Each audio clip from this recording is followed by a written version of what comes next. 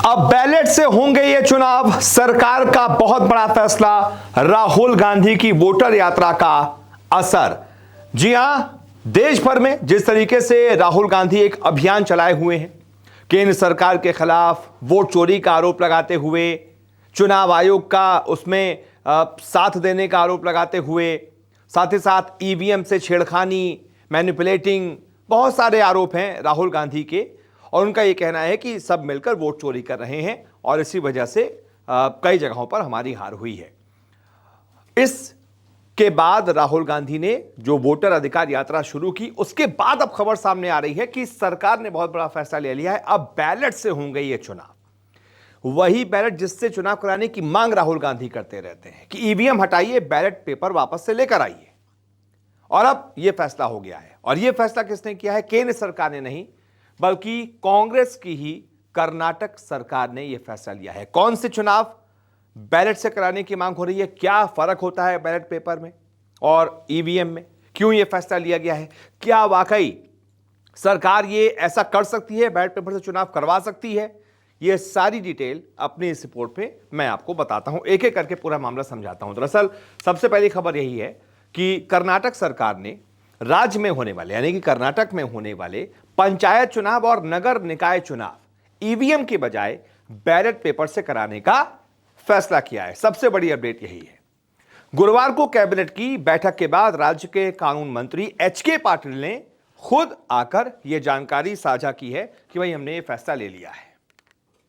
उन्होंने कहा कि ईवीएम की विश्वसनीयता पर सवाल उठ रहे हैं, इसीलिए चुनाव आयोग को बैलेट पेपर से चुनाव कराने की सिफारिश की जाएगी। ठीक है, अब चुनाव आयोग कराएगा नहीं कराएगा ये भी आपको बताता हूं क्या होता है, कानून क्या कहता है। चुनाव आयोग को ये सिफारिश की जाएगी, इसका मैं मतलब आपको बताऊंगा। साथ ही वोटर लिस्ट को भी अपडेट किया जाएगा ताकि कोई भी वोटर वोट डालने से वंचित ना रहे। माना यह जा रहा है कि राहुल गांधी की वोट चोरी के खिलाफ चल रहे देश भर में जो यात्रा है, अभियान है, उसको समर्थन देने के लिए कर्नाटक सरकार ने यह कदम उठाया है और बैलेट पेपर से वो चुनाव कराने जा रही है। वोट चोरी पर चिंता, एचके पाटिल क्या कह रहे हैं?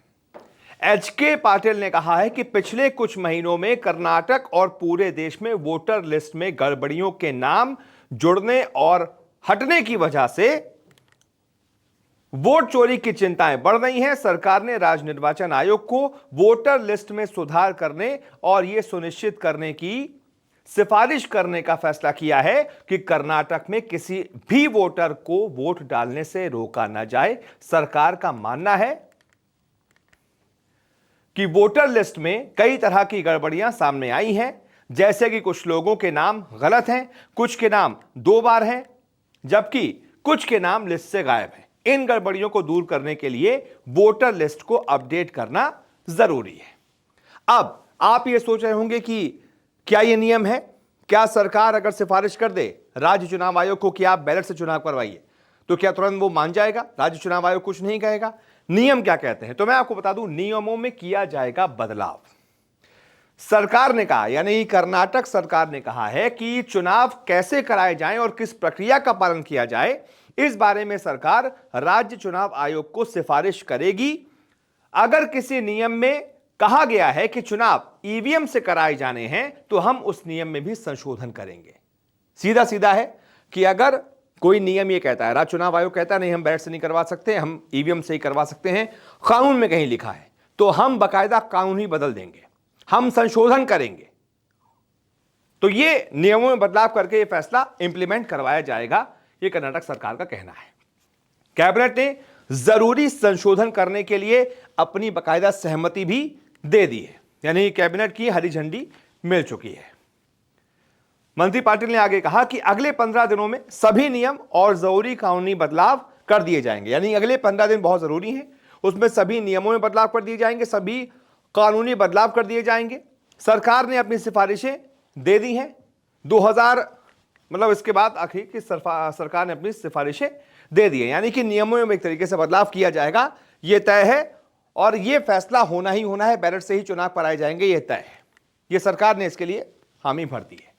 अब यह क्यों है, कैसे है? राहुल गांधी ने वोट चोरी का लगाया था आरोप। राहुल गांधी जो पूरे देश भर में यात्रा कर रहे हैं, उसका एक बहुत बड़ा असर है, बहुत बड़ा कनेक्शन है इस फैसले से। कैसे कनेक्शन है? 2024 के लोकसभा चुनाव के बाद कांग्रेस नेता राहुल गांधी ने कथित वोट चोरी का आरोप लगाते हुए बाकायदा पूरा अभियान चला रखा है। राहुल ने बेंगलुरु के महादेवपुरा विधानसभा क्षेत्र में वोटर लिस्ट में गड़बड़ी की बात भी कही थी। कई सारे सबूत भी दिखाए थे, वीडियो दिखाए थे, बाकायदा बहुत बड़ी प्रेस कॉन्फ्रेंस की थी। और सिर्फ वही नहीं, देश में कई सारी सीटों पर उन्होंने एक तरीके से दिखाया था कि एक एक जगह पर एक ही नाम से 4-4 वोटर हैं, 5-5 हैं, एक पते पे 50-50 वोटर हैं। बहुत सारे आरोप उन्होंने लगाए थे। इसके बाद से उन्होंने बिहार समेत कई राज्यों में वोटर अधिकार यात्राएं भी की।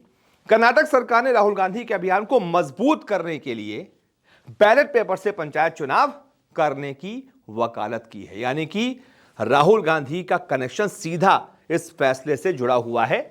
उन्हीं की इस अभियान को और ज्यादा मजबूत करने के लिए कर्नाटक सरकार ने यह फैसला लिया है। बैलेट पेपर से चुनाव में हर वोटर, अब ये मैं भी समझा देता हूं कि मतलब आपको नहीं पता तो बैलेट पेपर से चुनाव कैसे होता है, क्या होता है, ये भी समझ लीजिए।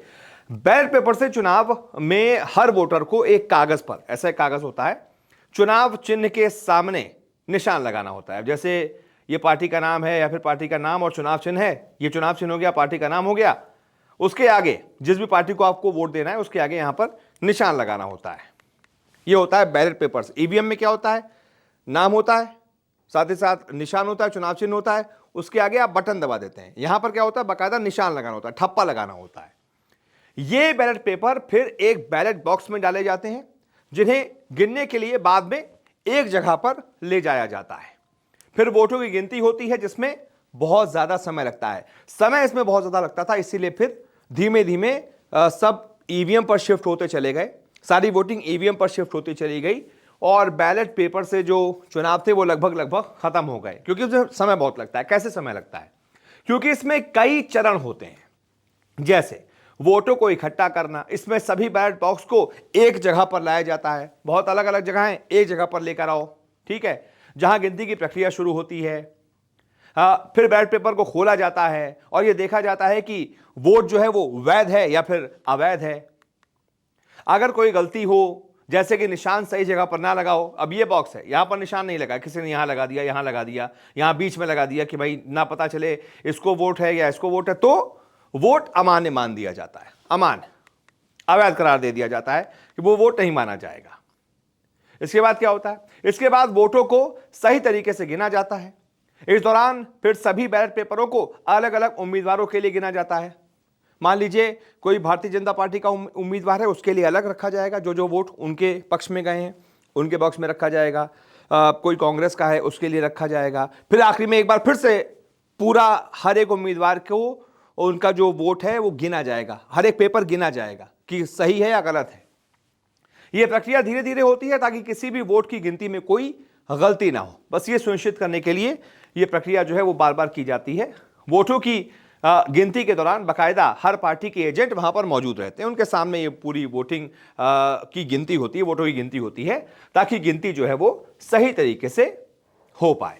तो अब ये फैसला आया है, सरकार यानी कि कर्नाटक सरकार ने यह फैसला लिया है कि अब ये निकाय चुनाव ये जो है वो बैलेट से करवाए जाएंगे, ईवीएम से नहीं करवाए जाएंगे। सिफारिश दे दी गई है चुनाव आयोग को, राज्य का जो चुनाव आयोग है, और अब चुनाव आयोग इस पे फिर रिप्लाई करेगा, बताएगा कि भाई ये कानून है, आप इसमें संशोधन कर दीजिए, तभी हम कर पाएंगे। उसके बाद सरकार ने कह दिया 15 दिन के अंदर हम नियम भी बदल देंगे, कानून भी बदल देंगे, संशोधन भी कर देंगे। तो एक तरीके से राहुल गांधी के वोट चोरी के आरोपों को समर्थन देने के लिए, उनकी वोटर यात्रा को, वोटर अधिकार यात्रा को मजबूती देने के लिए, उनके अभियान को मजबूती देने के लिए कर्नाटक सरकार ने बैलेट से चुनाव कराने का फैसला किया है। इस फैसले पर आपकी क्या राय है? कमेंट करके बताइएगा। आपके साथ था मैं अपूर्व मिश्रा। मेरी ऐसी रिपोर्ट्स आती रहेंगी, देखते रहिए न्यूज़ 24। नमस्कार, मैं हूं मानक गुप्ता। अगर आपको हमारा ये वीडियो पसंद आया हो तो इसे लाइक और शेयर जरूर करें, और हां, हमें सब्सक्राइब और फॉलो करना ना भूलें, ताकि आप देश और दुनिया की कोई खबर मिस ना करें। तो जुड़े रहिए हमारे साथ और देखते रहिए न्यूज़ 24।